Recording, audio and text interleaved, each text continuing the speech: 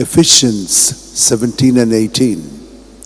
May the Father of our Lord Jesus Christ enlighten the eyes of our heart, so that we may know the hope to which He has called us. O devoted servant of God, Saint Francis Xavier, your heart was burning with love for Jesus. Impelled by this love, you went from country to country and spent yourself unto death, proclaiming the name of Jesus and the good news of salvation.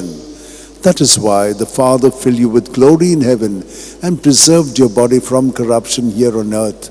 Filled with joy for these unique gifts, we join in praising the Father. And now we ask your intercession for ourselves. You may pray for whatever you want through the intercession of St. Francis Xavier.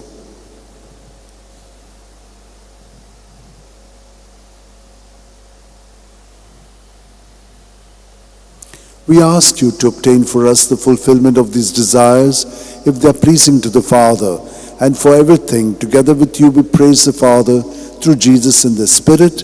Amen. And may Almighty God bless us, the Father, and the Son, and the Holy Spirit. Amen.